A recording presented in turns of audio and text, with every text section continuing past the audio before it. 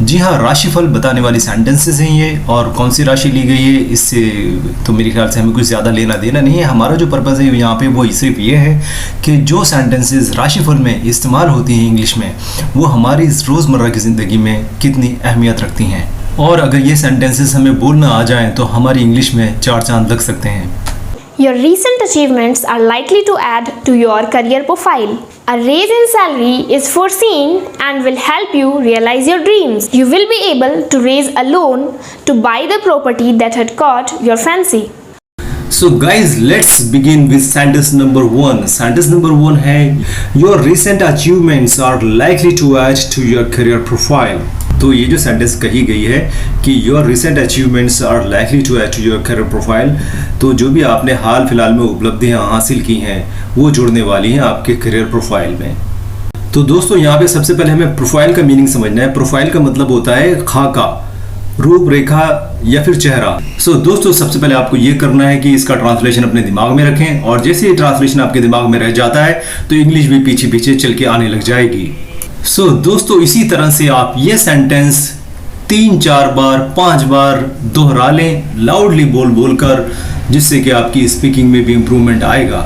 इस तरह से आप बोलते रहें और ये सेंटेंसेस आपके दिमाग में बैठ जाएंगी, और जब आपको ऐसा लगेगा कि सेंटेंसेस मैं बिना देखे बोल पा रहा हूँ तो उसका ट्रांसलेशन भी आपके दिमाग में खुद ब खुद आने लग जाएगा। उसके लिए आपको कोई खास मेहनत नहीं करनी पड़ेगी, बस एक बार इंग्लिश में बोल लें और एक बार हिंदी में बोल लें, फिर एक बार इंग्लिश में बोल लें और एक बार हिंदी में बोल लें। अच्छा, बोलते वक्त हमें ये मान लेना है कि ये बात हम सामने वाले किसी बंदे से कह रहे हैं, राइट? तो कल्पना कर लें कि सामने आप किसी से बात कह रहे हैं और उसी अंदाज में कहेंगे, इशारा कर दें बल्कि उसकी तरफ। Your recent achievements are likely to add to your career profile. Your recent achievements are likely to add to your career profile. Your recent achievements are likely to add to your career profile. Your recent achievements are likely to add to your career profile. Sentence number 2 है A raise in salary is foreseen and will help you realize your dreams. तो दोस्तों यहाँ पे सबसे पहले समझने वाली चीज़ है फोरसीन। एक्चुअली फोर का मतलब होता है आगे और सी का मतलब देखना।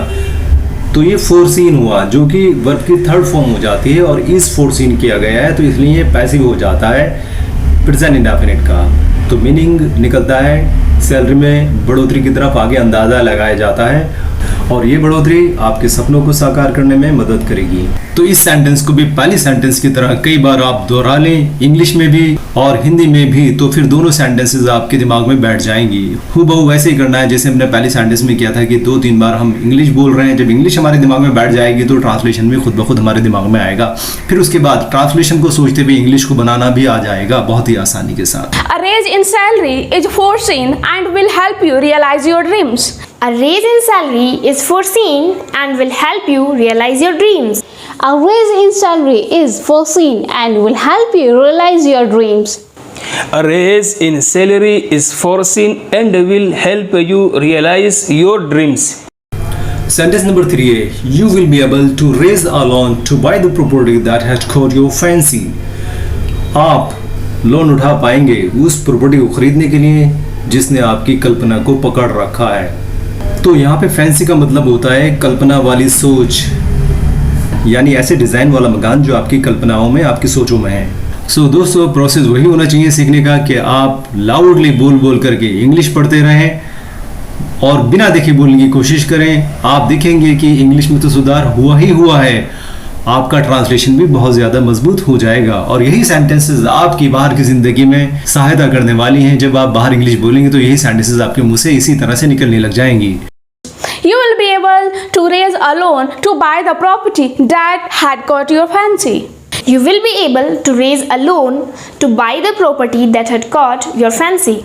You will be able to raise a loan to buy the property that had caught your fancy. You will be able to raise a loan to buy the property that had caught your fancy. दोस्तों इस video में इतना ही काफ़ी है। मिलते हैं फिर अगली किसी वीडियो में। Stay tuned till then. Bye bye.